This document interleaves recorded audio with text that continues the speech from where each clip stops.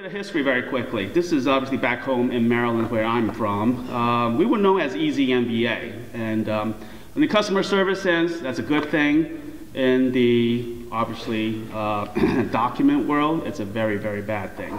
We were known as Easy MBA because people were coming from all over the country to get their driver licenses and ID cards from us. Prior to 2009, back especially during the 2006-2007 timeframe, before we had the appropriate lawful presence requirement for driver license and ID cards, this was an actual picture of what was going on in all of our branch offices on a statewide basis. People were coming in and lining up before we opened our offices in the morning and basically trying to apply for ID cards and driver licenses. And even what's on the right-hand side, basically, it's a snapshot of people coming in from out of state. We were taking pictures of cars in the parking lots with all out-of-state tags, and everybody was applying from their home state jurisdiction, coming to Maryland to apply for DL and ID. Every new employee orientation group comes through my office, and they get a talk to from the executive team on our zero tolerance. And we kind of give them a quick scare, a 5-minute scare, and we show them a DHS video regarding what can happen to them if they perpetrate internal fraud. And as a result of everything that we have done, we have seen our driver license and ID over-the-counter fraud drop from very important numbers on this. But at one point in time, we had 300% growth in internal fraud. Now it's down to negligible. What I say is the most important thing that a State Department can do. And I would identify that communication is the most important thing that we can do to mitigate and fight fraud. I believe that if we, whether sworn or non-sworn, communicate within our departments and identify those trends, those suspicious indicators, and move that up the chain of command to your directorate level, and then work together to identify how is it that we can resolve those potential compromises. In addition, communication with your law enforcement in your state, and then also with the feds, with DHS ICE, with FBI, with your state attorney general's office is very invaluable, as well as presenting to them your subject matter experts and share with them how the system can be compromised. We all have auto theft task force. We have various task forces in the state of California. I would submit to you that if you were to send a subject matter expert in your driver's license or your DL field just to visit them and provide them an introduction into the process, that you would assist them in identifying and probably making several criminal cases. Those of you who think you don't have fraud, y'all need to go ahead and get up and go on out the back door. Or either listen real good, because trust me, you do. I decided not to do the PowerPoint because I'm just going to tell you a couple of stories. Start out one at a driver's license office, $750 a pop. Keith knows about this one. His guys helped us work it. And when you're paying $750 a pop for driver's license and the U.S. Attorney wants you to get 5 good undercover buys, you need to use their money. Because trust me, you as DMV administrators haven't got that much undercover money laying around. But that's part of that. That's a cheap way of talking about their assets, but they do have more resources than we do. This particular individual was making appointments. He was faking driver's license.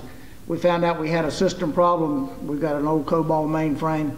You can go through that 3270 terminal emulation screening. If you don't pass the one just after Social Security verification, it don't make a record. So what this guy was doing was getting good Puerto Rican Social Security numbers. He'd run them in the system first, and if it passed, he'd issue my ID card. They'd come back 2 weeks later and they'd get him a for real North Carolina driver's license as good as anybody's in the country's. He's in jail.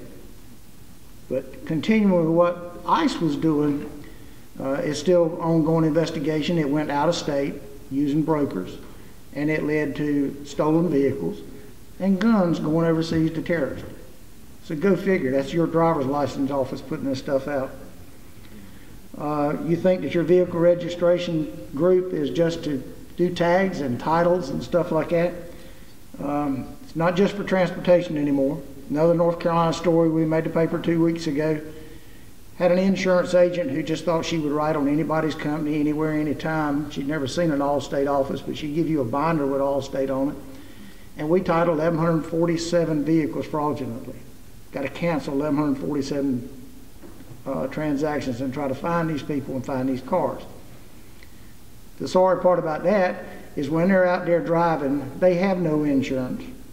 The registration is not valid, and they probably don't have a valid driver's license. So think about that if it hits your wife or your husband or your kids or runs into that school bus.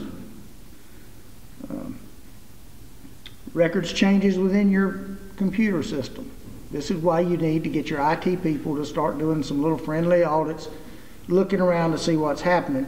And everybody up here has talked about communications and how you get the people working around each other to talk to each other. The records changes we found so far have been for money, but a lot of it's for friends and relatives. Somebody down the street, I got this DUI, I really would like to have it gone. Well, I guarantee you, if you've got a mainframe, somebody can get into it. Some programmer somewhere has got a backdoor key to get into it, and somebody that you trust can change that record. There are also two pieces that I want to make special mention of. There is a jurisdiction-only supplement that addresses the high-quality counterfeits that many jurisdictions are seeing, with terrific input from Keith and the folks over at ICE, and a lot of help from the jurisdictions that are actually taking in the documents and are having their documents very well copied overseas. I'm sure all of you are familiar with the outfit ID Chief and all the havoc they're wreaking.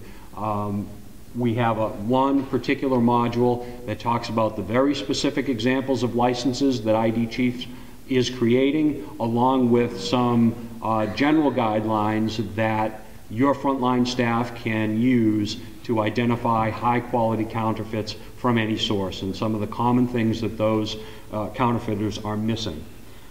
What I'm here to talk mostly about today is the jurisdiction-only internal fraud module.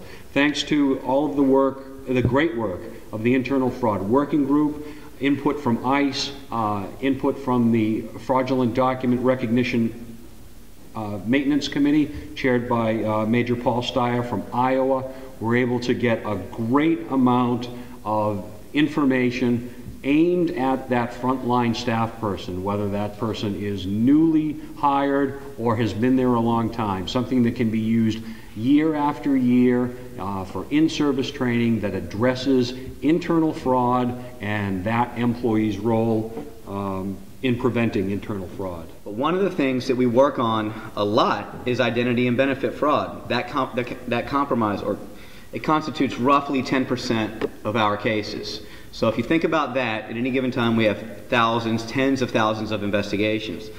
DMV internal fraud constitutes a very, very small part of that. So anything that I say or anything that we're talking about, certainly the majority of DMV employees are good, hardworking, law-abiding citizens. But for those who aren't, or for those who choose to exploit their position of public trust for financial gain, well, we want to set a message of deterrence. And that's really what the Internal Fraud Working Group put out a best case practices document, which was excellent. Steve with fraudulent document recognition training.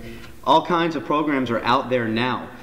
Why would you want to work with us? A couple of things. So Mike, I thought, summed it up pretty well. We have some assets. So whether it's for buy money, one of the other parts that I should mention is that we have asset sharing. So if we work collectively or collaboratively together on an investigation, and oftentimes our end goal is not just to put someone in jail, because that is a deterrent, but stripping profit motive is actually really where you hit criminals the hardest. You want to reduce the financial incentive. So i.e., if we arrest an employee, well, why should they keep $100,000 or $200,000 of ill-gotten gains? Why?